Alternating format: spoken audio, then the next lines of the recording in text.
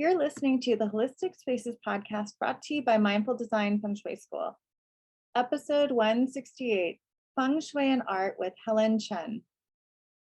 Welcome to episode 168 of the Holistic Spaces podcast, where we hope to inspire, educate, and empower you to create your own holistic spaces that nurture and resonate with you. Angie Cho and Laura Morris are the founders of the Mindful Design Feng Shui School. We teach Feng Shui online at mindfuldesignschool.com.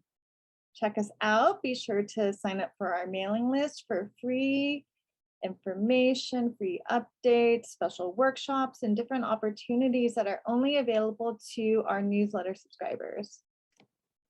So before we dive into this episode, we just want to let everyone know that we have our Feng Shui certification program starting pretty soon, and we have information sessions coming up, and we have a lot of fun things like free Feng Shui floor plan boot camps, and you can be invited to all of those if you sign up for our newsletter. And our certification program, we run it twice a year. It starts at the end of April, and it's a 6-month certification program. Yep. So we are running a few more info sessions, I think. So be sure to get on the mailing list if you are curious and we can walk you through the whole program, all the details.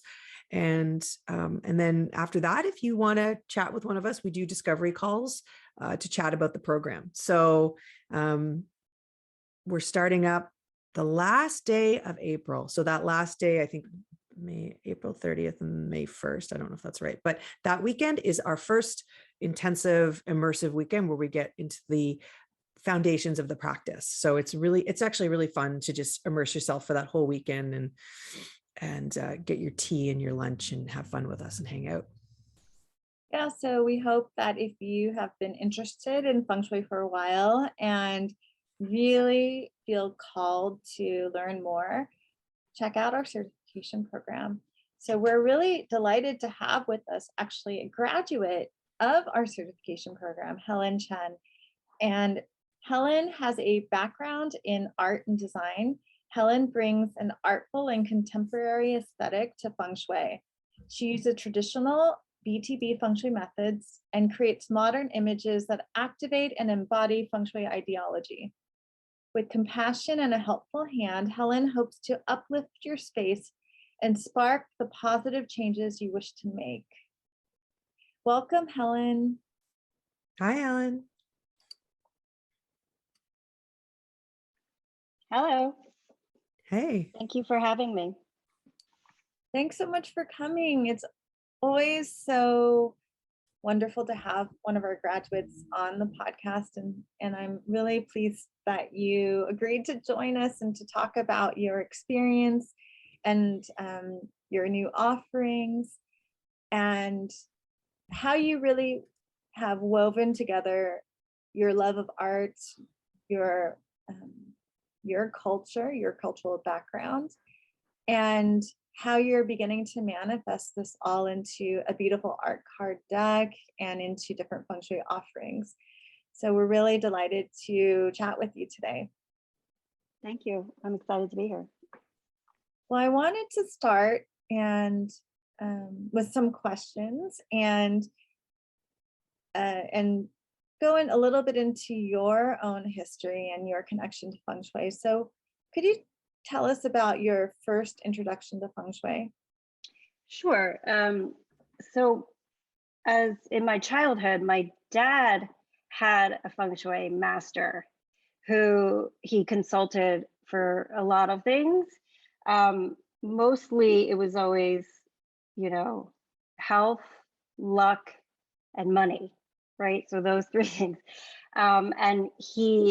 So we have funny stories from our childhood, like he had an office at home. He had his own business, and he would always be moving his desk according to how the Feng Shui master, told him.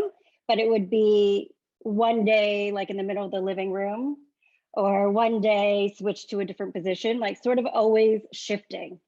So we sort of witnessed that happening in our childhood. And one of the funniest Feng Shui stories I always tell is his fish. He had these beloved fish that the Feng Shui master told him represented the life of his company. So, but they weren't really like pretty fish. They were these like catfish sharks, really kind of gross looking. But so he would nurture them and really, really take care of them. And when he would travel, he would call home and say, "How are my fish?" My mom would always say he'd ask about his fish before he asked about, the family, because that was like his, represented his business, right? It was a really big deal. And so we'd always joke about that. But one time he was traveling, I guess my mother and I were really distracted and there was a power outage and the filter didn't reset and we basically killed the fish. So that was really devastating because it was like, represented more than just having fish in the home. So I've been always familiar with Feng Shui. I never really knew, we never really talked about it. It was just always something, my dad was consulting the master, best dates for a wedding, what colors you should wear for an interview, things like that. But I never really understood the why, so I was watching him do the things, but I didn't really know why the fish, I didn't really know why the desk was facing this way and that way. Well, I think that's the interesting cultural difference between the West and the East. I feel that sometimes when we have, even if we think about like the Eastern Zen master, the old Asian man with the long beard, they don't really tell you the why so much. But you and I are both East and West, right? So growing up here in the West, in the US, we see that we also, as even though we're Asian Americans, but also Americans or Westerners really want to know the why. So Right. I think it is pretty traditional that they wouldn't tell you why, but you didn't need to know why also. And there's just a different mindset. But that's such a funny story. Yeah, it's great. Did you replace his fish or did he forgive No, you? I mean, it was really bad. And we had like not noticed for days that they had done, I mean, it was really tragic. And he wasn't really outwardly upset, but I think, now that I know the impact of what those fish meant, I actually feel really bad. Oh, Yeah. well, so you grew up kind of always knowing about Feng Shui and having some curiosity about it. But then Right. as you grew older, you what drew you to Feng Shui? Like what caused you to really decide you wanted to enroll in the mindful design certification program and really dive deep into this practice? It was really spontaneous, to be honest. Like I think it was sort of always in the back of my head because of my father, and he was always inserting or consulting the master for certain things, and I just thought it was really interesting that this person could have such an influence on on how you direct your life. And it honestly was a very spontaneous choice. I've worked in the art world for 20 years, and I think maybe I was a little bit bored and wanted to step outside of the art world and learn something new. And then I always thought it'd be cool to be a master. I don't know, I love that, to be a master or something. So I thought, wouldn't it be cool to be a Feng Shui master? But I started looking around for different programs. I really didn't know about the different schools and the styles, and really was looking online and stumbled across mindful design. And I went to one of your info sessions. And I remember Angie was describing how she got into Feng Shui, and it was very sort of impulsive. You were saying that you're the type of person that doesn't like research and like comb through and learn all the different options and ins and out, which is very much my personality. Like I want to know and research everything before I make a decision. But somehow that really resonated with me, and I was like, I'm going to do it. Let's not keep searching. This seems like really interesting So yeah, so that's really, it was not a calculated decision at all. And we're so glad you did, because it was so wonderful to have you in class with us. But yeah, I think with especially with my design business, I see this a lot because I work with people closely, that many people want to go through every single option. And so they start somewhere, and you can imagine like going around a wheel, checking everything, and then they end up right back where they started. Yeah. And it's okay. There's nothing wrong with that, because then for sure that you want it because you've checked out all the options. But usually I find that right away, like with your intuition, like this is what connects with me. And then you doubt it, so you check everything else. And Correct. then you come back. But that's just a one way of working with the world. Right. Yeah. And I definitely think it was just an intuitive choice. Like, hey, I have some interest and background. Here's this program, and kind of connected and all. And then I think it was like starting a month later. So that it was also timing too. Like it kind of worked out for when I was looking. Yeah, that's actually a really big thing too. We've seen with a lot of our students. It was the right time. It just Right. happened to fall into their lap at the right time. And I think that's a very good way that the universe tells you this is the right thing for you. So Yeah, definitely. Helen, can you tell us how studying Feng Shui has impacted your life, and how this may have allowed you to connect to your cultural heritage a bit more? Sure. I think, well, going back to the course, one of the things that's so interesting is you do a reading for the students to really understand, and so we can observe, how what a consult looks like, and and then also to practice the feng shui yourself. And that's so meaningful because I really didn't understand what you were doing. Like I said, like I didn't really know what I was getting into. I didn't really know what I wanted to come out of it. So we're just kind of going with it. It's sort of like a leap of faith. You kind of just have to do what you say and see if it works. And it really worked for me. I mean, that one consultation like really transformed my life fundamentally. On the surface, we did the house sale. I did a career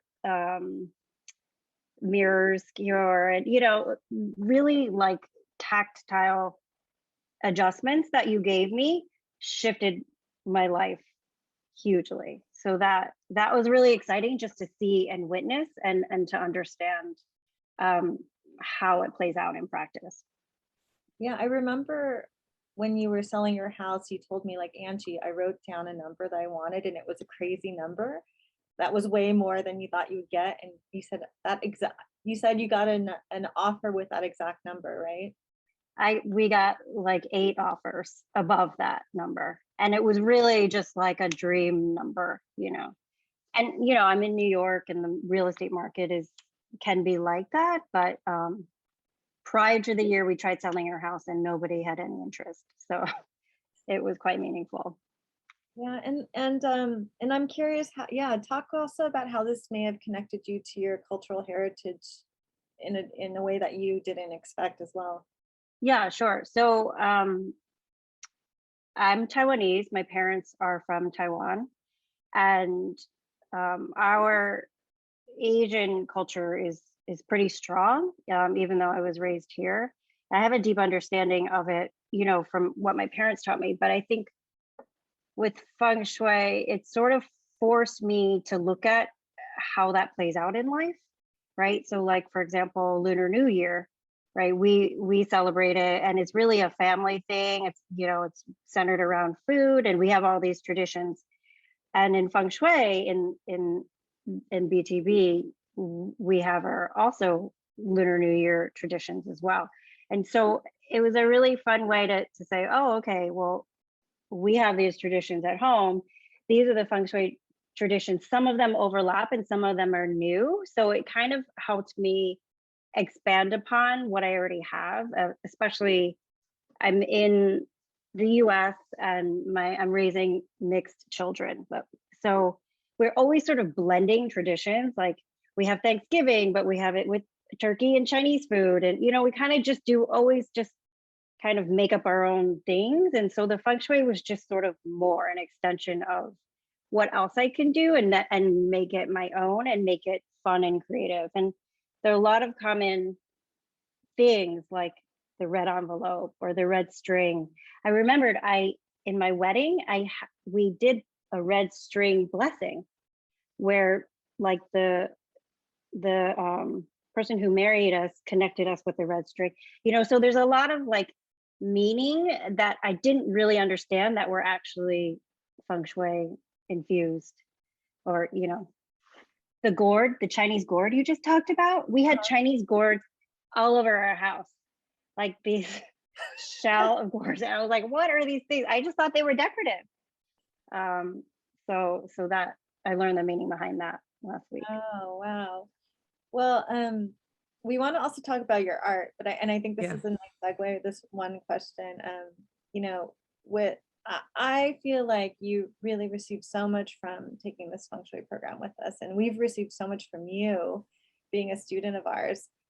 How have you kind of tied this in with learning what your gift to the world is, and how you bring offerings to the world?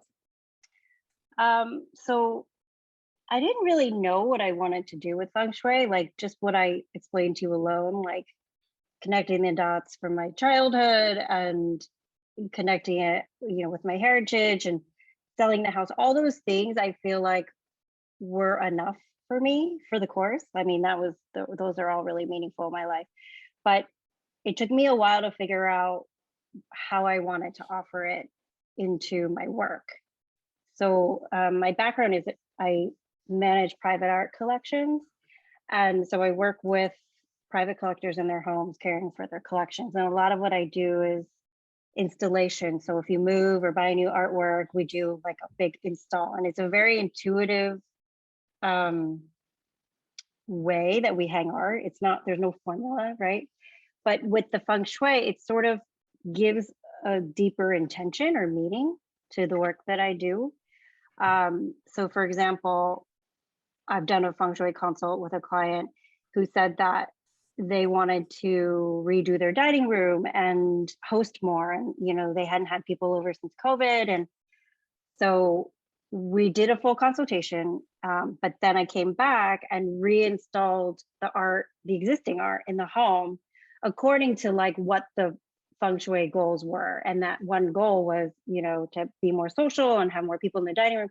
So we took the art and found red pieces, fiery, fame and reputation, and just went for it in that room. And so she said that really helped shape and transform how she, what she did in that room and how she presented. So that's just one example. Yeah, you mentioned when you were talking about the fact with these practices that you have to be really creative. And I think, or you can be, it allows you to be really creative. So tell us a little bit about how you have taken this practice of feng shui, which some people don't see as being really creative. They see it as being really prescriptive. And, talk a little bit about how you were able to bring this into the actual feng shui consultation. That's awesome. Using the bagua or using the colors and all that. But is there something you found that you were able to take that feng shui and bring it take a creative spin on it? Yeah. So I really, the way that I got into figuring out how I wanted to apply feng shui with work and my offerings, I took a long break during the pandemic. So I finished the course right when the pandemic hit, right? Mm-hmm. Angie and I were going to go to an in-person consult, and I was so excited to meet her and just to see in person. And then literally that week we were like, should we not go? This is getting kind of weird, so it was canceled. And then that was it. And then, I was home with kids, panicking and, homeschooling and moving because of, my home sale. So it took a long time for me to figure out what I wanted to do with it. And during that time, I take a lot of pictures.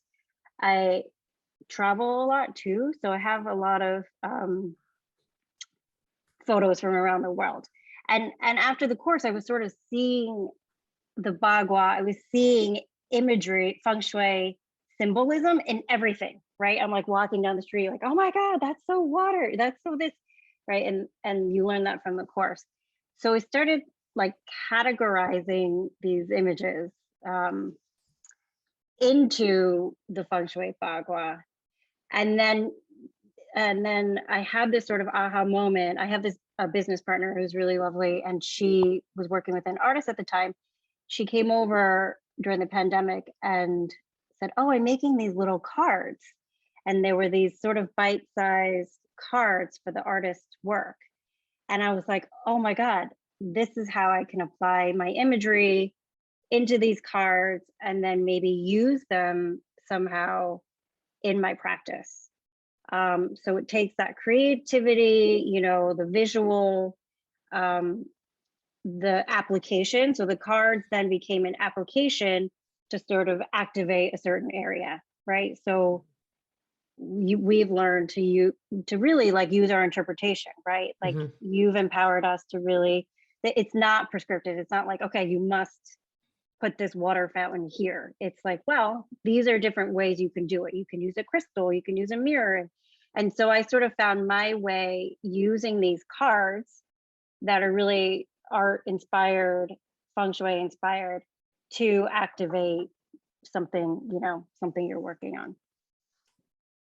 Yeah, I remember we met, you and I, when you wanted like some feedback on them, and they're just very, very cool. So I'm super curious to see how they're coming along.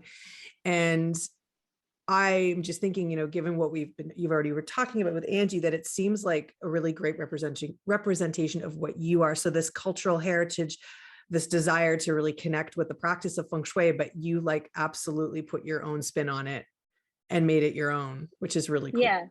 Yeah, I'm really proud of them. So I was sort of ad hoc making these cards and then using them for consults. And right now we're developing a deck of cards. It's called Everyday Art Cards. And the goal is to infuse some art into your life, you know, some art and design and something fun. And I think that Feng Shui, it's really abstract, right? Like there's a learning curve to understand all the principles and philosophies. And I'm just such a visual person. And so these cards are almost like a cheat sheet for me to like, oh, okay, water, right? Water's for this. So it's really helpful and useful for me when I show what I'm doing in consults and showing people, okay, this means that, to have a little bit of a reference for.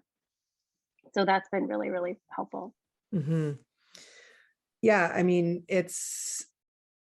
Feng Shui is can be sometimes, as you said, abstract. There's a lot of philosophies and concepts. And of course, a lot of stuff is transcendental, which is literally not even physical.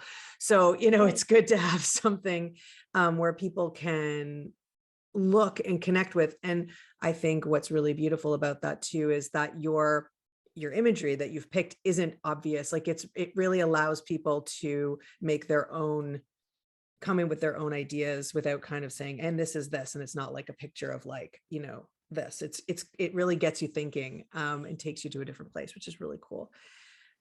So I wanted to close. We're going to talk a little bit about, you know, where people can find you and where you can find the cards, but sort of close with a little bit. If you were to sort of sit back and think about when you first decided to take the program and where you are now, how do you see that? Like, would you have expected yourself to be here, or how do you see your career has changed since you started studying Feng Shui?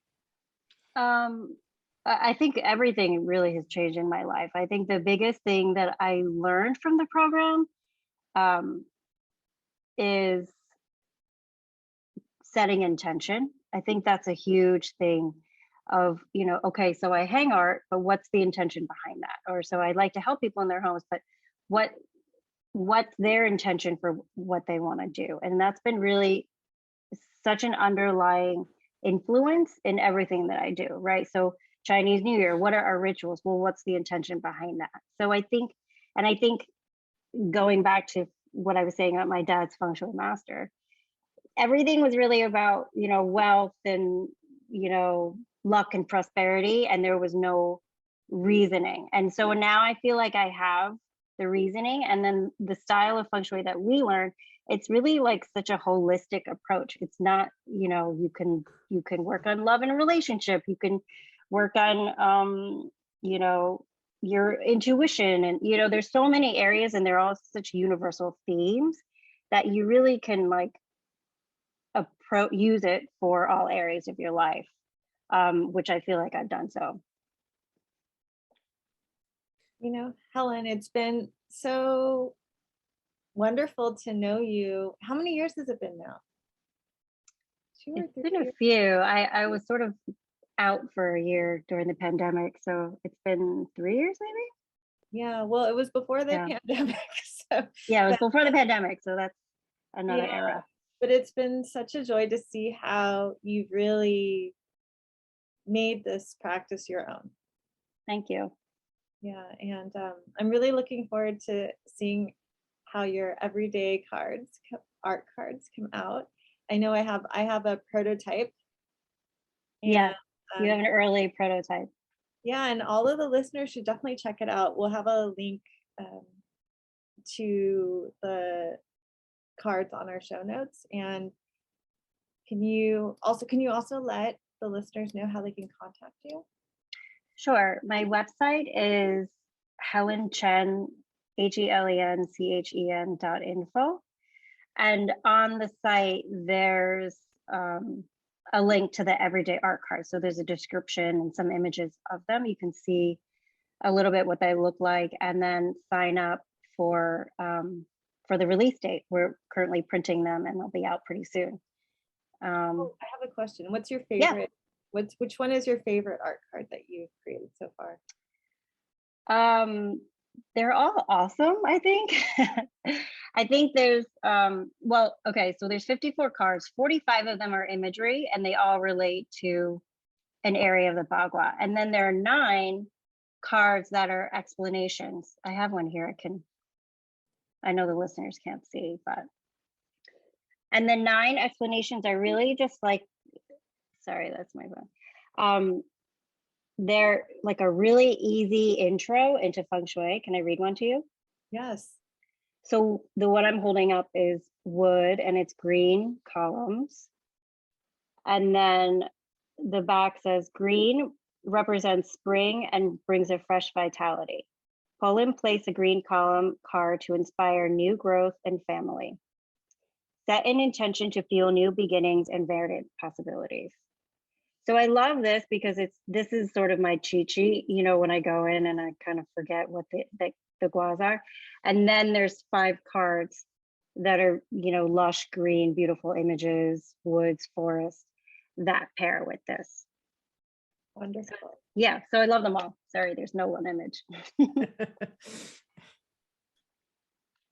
So thank you so much, Helen, and everyone should definitely check out Helen's cards, Helen's website, and Helen's also available for feng shui consultations, especially if you're looking at your art. She's a really great resource.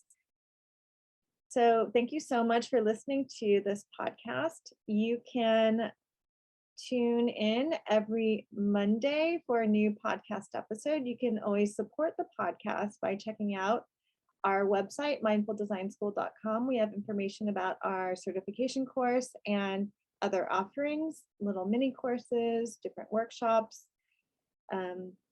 If you'd like to explore the world of holistic spaces and feng shui on an even deeper level, you can visit our online store and blog for more information about feng shui and holistic living. You can subscribe to the podcast, leave a review, and definitely sign up for our mailing list. Go to mindfuldesignschool.com, scroll to the bottom, and there's a place where you can pop your email.